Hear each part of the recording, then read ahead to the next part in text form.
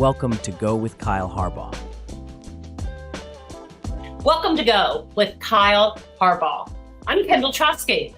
By combining traditional business building methods with AI, Kyle helps law firms, financial advisors, and a variety of businesses thrive in a changing world to build personalized roadmaps to success. Hi, Kyle. How are you doing today? It's a great day. I am so excited to talk with you. Today, we are going to talk about how you can leverage over 4,000 years of business consulting from over 150 different experts, but you're not going to have to hire any of them. That's good news to a lot of people, I'm sure. How do you value time in the context of running a law firm? Let's start with that, if we may. Yeah. So if you are running a law firm, you might think that your time is your billable, or how valuable your time is your billable rate if you're on an hourly billing system. That's not true. That's actually, I would argue, your time is worth far more. And here's why. It's important to understand what leverage is. So leverage, it's when you're on a fulcrum and you have some over here and you're able to put in a certain amount of work and you get an outsized output. You get an oversized return on that energy. And so it's a reason why with the right lever, my 60-pound child can jack up my 3,000-pound vehicle. It's very powerful if you know how to use leverage. Well, there's leverage in business too. In a law firm, your employees are your leverage. So I want you to think about it like this. If you have 100, you can handle 100 cases. I know that's a heavy workload, but I've seen people do it. If you handle 100 cases in a year, let's say, and you complete all those 100 cases, I would say that's probably your capacity. Now, if you get two other attorneys in your law firm and each of you can handle 100 cases, now you've done 300 cases in a year, you have leverage. And so as your organization grows, you get more leverage. And you can get the same, or you can get more results in a given amount of time. And so it's very important to understand what are the highest leverage activities for you and what do you need to delegate to other people so that you're getting the most out of everything.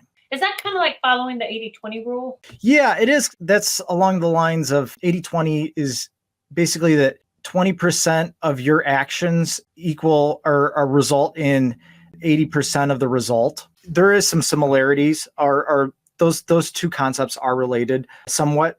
So yeah, understanding what is the highest leverage activity for you, that 20, and then if you can get rid of all the other stuff and just work on that 20, and increase the 20 to maybe 50 or 60 or 80, you're going to get way more out of the activity that you are best suited to handle.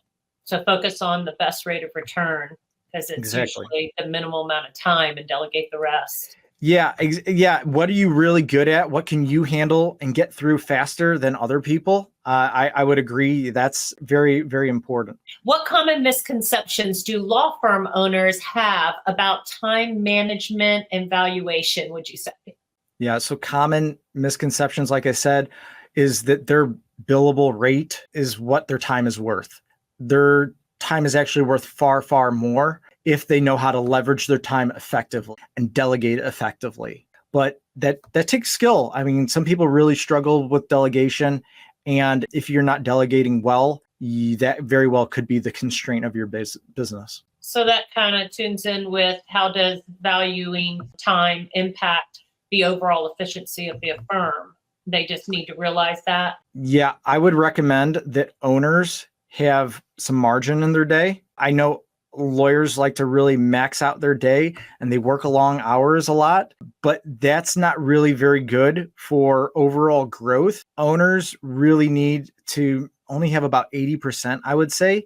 And then they need to have some extra margin for emergencies, for surprises, and then also to just do some research, think about the future. So you don't want your day full, 12 hours every day going to court or meeting with clients. As things grow, you really need to take a step back from the day-to-day practice of law and think in more of a CEO type role where you're able to analyze the big picture. And if you don't want that, if you don't want you want to continue to practice law, and I know there's some of you out there who love going to trial, and that's what you feel passionate about, that's okay. But build other people around you on your team who can fill in those gaps.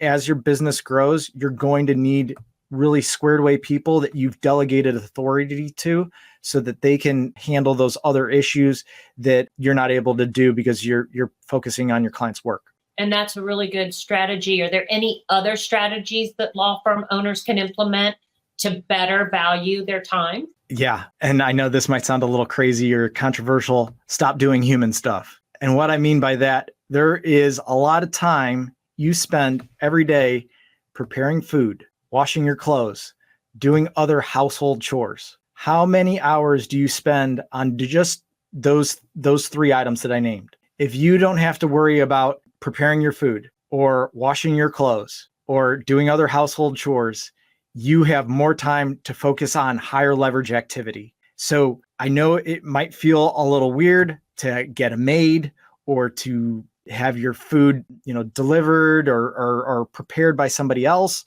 But if you can have somebody else do that and say you pay them a good wage, maybe $50 an hour, but that is now all of a sudden you can take that time and focus on something that's much, much higher leverage. You're going to make more money and you're going to be able to dedicate more time to your business, or you're just going to be able to unplug and recharge. So I know that might be a little odd to think about, wrap your head around, but seriously consider it, because it will help you. That definitely puts emphasis on being able to delegate and the advantages of being able to delegate certain tasks and alleviating some of your time. But what technology or tools do you recommend for the law firm owners looking to improve their time management practices? And that's very important. Yeah, so there's a lot of different tools out there that might help. I think just a simple messaging app like Slack, where documents can transfer back and forth easily and quickly. Google Drive is another good example, free, where you can house things and pass things back and forth from one person to the next. There's all sorts of different other good systems out there. CRMs are a big help, can make things a lot easier. And there's a lot of automations that can alleviate those manual tasks and allow, technology to do it. And we also build AI tools, custom AI tools. So if you're interested in something fairly unique, we also do tech consulting for AI. So, that's something we could help there as well. Well, we've said this before about, getting acclimated with some of those systems, especially like CRM. It can be very intimidating if somebody doesn't know where to begin. Right. And having the assistance and help to guide them through that is very important. So you can do all that for them. Yeah, I'm more than happy to help them get things set up. The other thing I would recommend is potentially bring somebody on your team to handle those issues that you're maybe not so comfortable with. I don't think attorneys should be adding data to their CRM, honestly. I think attorneys should be doing the things that require a law degree. If it doesn't require a law degree, they probably don't need to do it. And there's probably somebody who will actually do it better for less money. So I would highly recommend you think about getting out of the sales process and letting people, non-attorney staff, close your potential clients, and have a non-attorney staff handle other matters. So you're only focused on the legal work, giving legal advice. You're taken out of that non-billable work, and you're focused more on the stuff that really matters, that requires your law license. And that's what I was just going to ask you about too, the importance of tracking billable and non-billable hours, and what methods do you recommend? It depends on the practice area, because some practice areas, they are much more suited for flat fees or, contingency fee. I think you should still be tracking all of your time. So whether you're using if you're on a billable hour system and you're using something like Clio to track your time, great.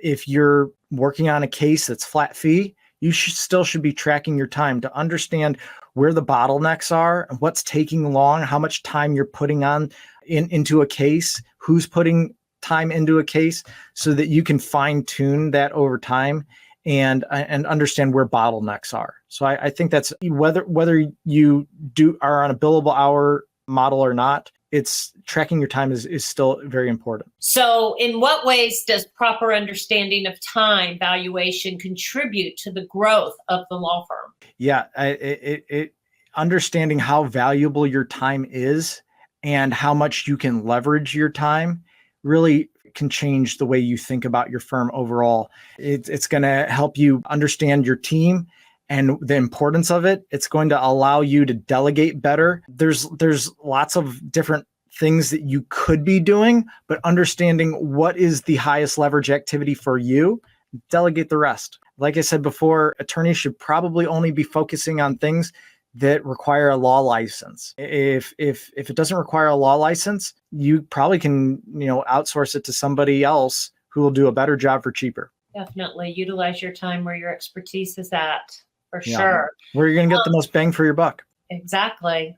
Yeah. That's most important. So was there anything, lastly, I want to ask you, is there anything that you have examples of law firms that have successfully grown by focusing on valuing their time? Can you give me any of those?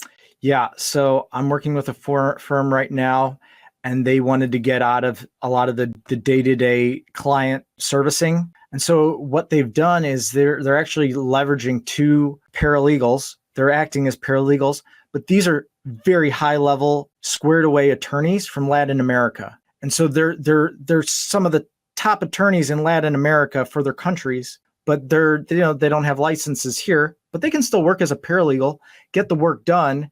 And now this law firm owner is now able to take a step back and work on their business, not just in their business.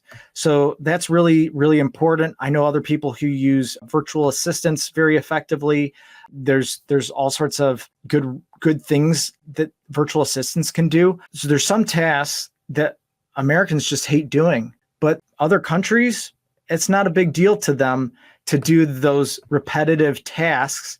So delegate them to somebody who you can pay in, say, the Philippines for substantially less, but it's still a great salary to them. You're helping them. You're allowing your core team in the US to work very, very effectively on the things they like and are engaging to them. You're giving them, and you're taking away the work they don't like. You're giving it to somebody else who can do it much cheaper. So there's a lot of different strategies. I'm a big fan of technology, big fan of automation, but that only goes so far. You still need people in your business, and those are some good options. And again, we addressed this before. People do not realize what's available to them, and you can help make them aware of that. So how can they get in contact with you if they want some more information?